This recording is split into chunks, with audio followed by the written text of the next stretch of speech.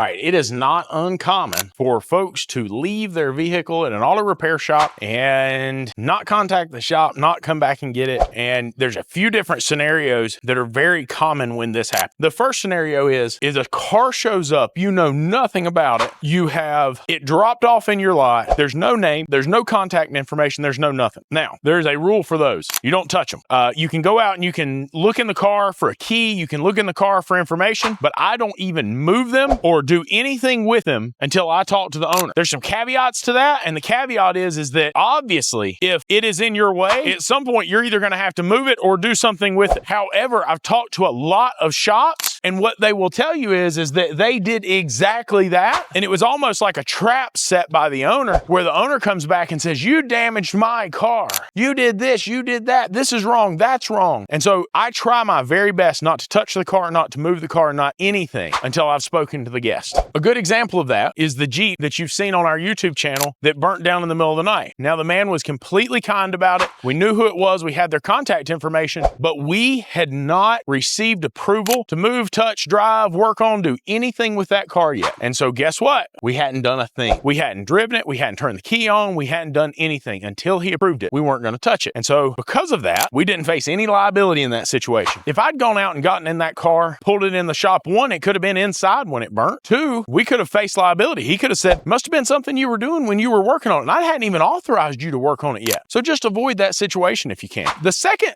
type of situation would be that they approve the testing, you have their contact information, and you give them the estimate for repairing the car, and they completely vanish. You can't get a hold of them. Now, usually what that means is they don't have any money to fix the car, and they owe money on the car. And so they're not going to approve you to fix it, or they're not going to come back and pick it up, because then it's their responsibility financially. They're just going to let it sit there until somebody figures out where it is. A few things you need to know about that is, like in North Carolina, you have a legal responsibility to report that car's there. And in North Carolina, you have 10 days from the time that car arrived at your facility and you lost contact with the owner of the car, whoever dropped it off, to report it. Now, I typically wait the full 10 days. Hey, I've not spoken to them. I can't get in touch with them. And at that point in time, I am going to report it with an LT260. At that point, I can start charging storage, and I can charge up to 10 days of storage at that point. You know, sometimes I give a little bit of grace, but right around that 10-day mark, I'm reporting that, hey, I can't get a hold of them. That way, if someone is owed on the car, it's not a situation where you're holding a car that somebody's trying to find and repo. And I followed the proper legal process to protect myself and ensure that time that it sat on my lot, I am protected. And here's the thing to think about this. You say, what liability could I face, right? Like, so what if they don't pay the storage, whatever, I just want the car out of my way. What happens if somebody backs into it and they took the insurance off of it? What happens if it catches on fire? What happens if they come back and say you damaged the car and reduced its value, right? As a shop owner, those are things you have to think about. And those finance companies could fight you and win because they have unlimited pocketbooks. The third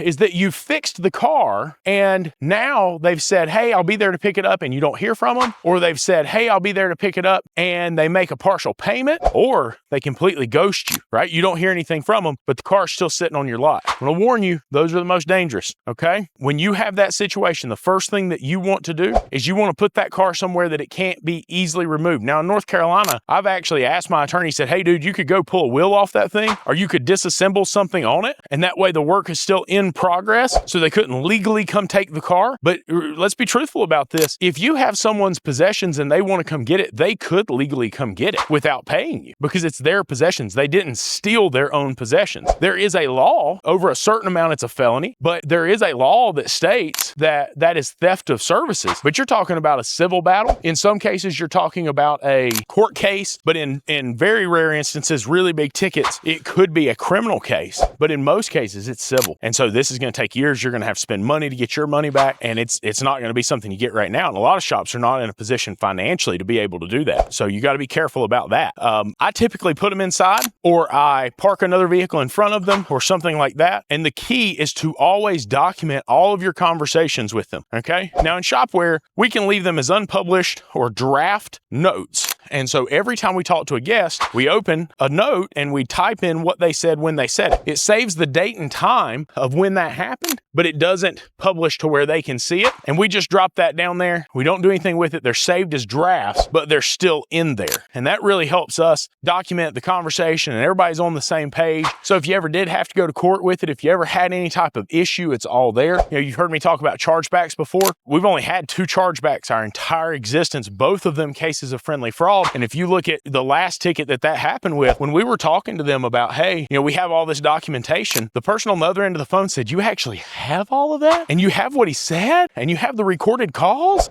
They were amazed by how much detail we had. And they said, this is a no-brainer. You have nothing to worry about. So documentation is key in all aspects of this. So just my opinion, guys. You know, if you're going to put storage on a vehicle, understand storage laws. If somebody abandons a vehicle at your facility, understand what the abandoned vehicle laws are and how to process that, because you can actually get yourself in trouble because of someone else's actions. So just be real careful with that. My recommendation, if they drop the car off, they don't owe you anything, or if the bill's really small, I'll be honest, I would just call a local tow company, tell them to come get the car. That's my opinion. Y'all have a good one. I'll see you next time.